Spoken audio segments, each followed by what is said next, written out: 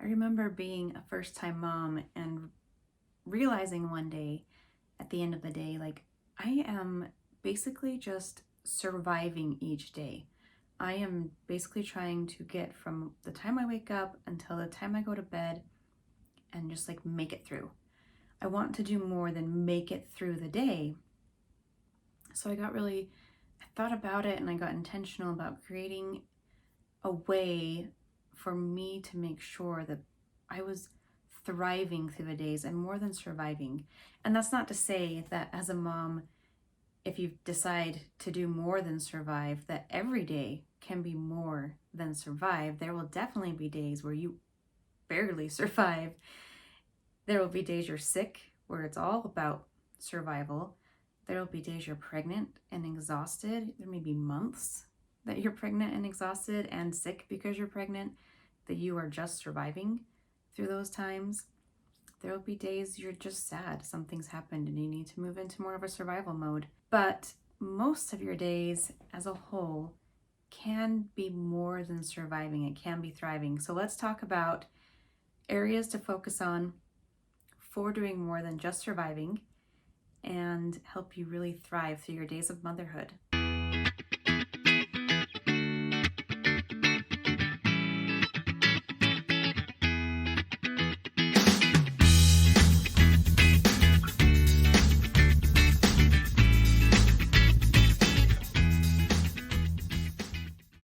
But before we go any further, make sure that you like and subscribe. This will help make sure that you see all future videos that I put up. As I was thinking through how am I going to do more than survive, and why do I want to do more than survive? It's because I wanted to look back on my days as a mother without regret as much as possible. When I thought about it, I thought, what do I want to remember these days as? And what if I didn't do something, what would I look back on and regret not doing? So let's talk about different areas of focus, different parts of your day, and how you can turn those into more than just surviving and thriving them. Something you're going to do every day, no matter your child's age, is have meal times. So how can you do more than just survive these meal times? For children who are old enough, who are participating in a meal, something you can really do is focus on manners and on table manners, but also just general life manners, conversation manners.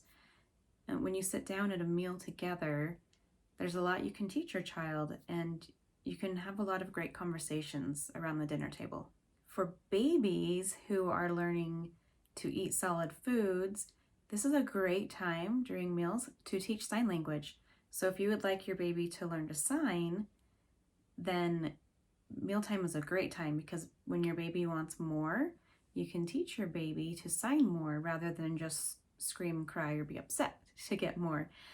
You can also teach your baby to sign all done when your baby's done, rather than arching the back and being upset. So this is a great time to teach basic signs to your baby. Also with little ones, it's a good time to talk and sing songs. And if your little one does not converse, you can still talk a lot to your baby and have fun songs, sing nursery rhymes. It's a good time for that. As your kids get older, mealtime's also a great time to have them help you prepare meals so that they help to learn kitchen skills. So you can have them help you with any kind of task, even if it's just you stir this. Just think of it as a lifelong process and not today I have to teach my 4-year-old how to make Alfredo sauce. But instead, find little ways that your child can help, and over time, you can add responsibilities in the kitchen. Each day with your younger kiddos, you will have nap time. So for toddlers, nap time is a really great time to kind of assess, like, how well is your toddler listening to you? And of course, toddlers have tantrums. But if your toddler or preschooler consistently fights you on nap time, it's a good indication that your little one probably has too much freedom and you need to reassess how your day is going. It's a good time to say, like, if my child isn't listening to me, I need to look at the rest of the day. So that's one benefit of nap time, that you can take more than just like, let's put you in bed and survive until the next activity. One fun thing to potentially add to your nap time to do more than just survive nap time is in your routine. You can have time cuddling together, you can have time reading books together. This doesn't always work, especially if you have other children in the house. It can, or especially younger children, it can be hard to have too long of a nap routine, but you may find this a good opportunity to add in those things. I also really like having transition points in the day when you have cleaning. So a nap time is a great time, great transition before nap to say, okay, we're going to clean up the family room, or we're going to pick up your room before nap. This helps teach your child to develop good habits of staying clean and keeping a room clean, but without you trying to keep it clean all day long. That's not really reasonable. Like, trying to keep a house clean at all times when you have children living there is like trying to shovel your driveway while it is a blizzard. So better to have transition points. So before your nap is a good time to have a transition. Let's pick things up. That will also help you relax during nap and not spend it cleaning or not spend it stressed because of the mess around you. If you are struggling with naps, be sure to read my post or watch my video on short nap basics. Okay, if we're going to do more than survive each day, then we're going to have some intentional activities in our day each day. We're not just going to have our meals and our naps and then during wake time just see what we can throw together. We're going to be intentional with our time. So one thing to do is independent playtime. This is time each day when your child plays independently. That means without you there. There are so many benefits to this, including developing focusing skills, learning to be content with your own company. And so it's just a great thing to add into your child's day. And it can be really great for children who are introverts to have that time alone. It's good for extroverts to learn to be okay with being alone. And it's good for mom to have a little bit of break also. So make it a goal to have independent playtime, even if it's hard at first. So this is part of more than surviving. If you're surviving when it's hard, you stop doing it. But when you're thriving, you push through that difficulty. Even if your baby or toddler resists independent playtime, you work through to make it work. Independent playtime works for anywhere from baby on up through teenager, really. So you can have time that is set aside that is independent each day. I do, of course, have a lot of information about independent playtime on my blog. Be sure to see the link in the description or search independent playtime on the blog. Another great activity to add each day is sibling playtime. So if you have 2 or more children, you can have time that you intentionally have them play together. Now, as siblings get older, they more naturally just want to play with each other. And so that's another good reason to have time like independent playtime where they need to separate and play alone. But sibling play is a great time to have set aside. If this is a time you just get to play and have fun, it's a great time that is both structured and free play. Another point in your day that you want to be intentional with is family time. So make sure you have time together each day as a family. And this doesn't have to look the same every day. Some days it might be doing something fun. Some days it might be doing chores or doing yard work together. Your meal time, if you're eating together as a family, is great family time. You can also have scripture time each day and prayers together each day. Find a way to be intentional with spending time as a family each day. Another great thing to add to your day each day is some sort of learning time. And this will look very different for different ages, but it does not have to be complicated. You can do something as simple with a toddler as, let's go find all of the rectangles in the house. And I mean, like right here, see, and the whole door itself, little outlet. You start doing that, these pictures, frames, mirrors, and your toddler starts to recognize all these shapes in everyday life. And it is teaching your child a great deal. Let me tell you that a really scary point in life is when your child's about to enter kindergarten and you wonder, like, does my child know everything that they need to know for school? So when you do these little simple learning activities at home, your child just will be ready.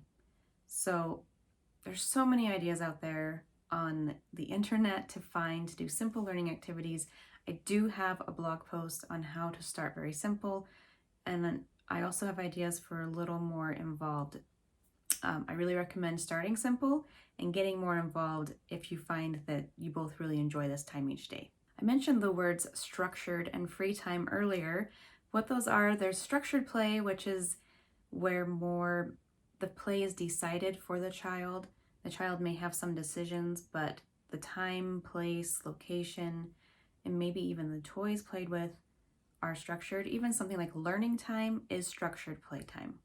Free play is more where the child gets to decide.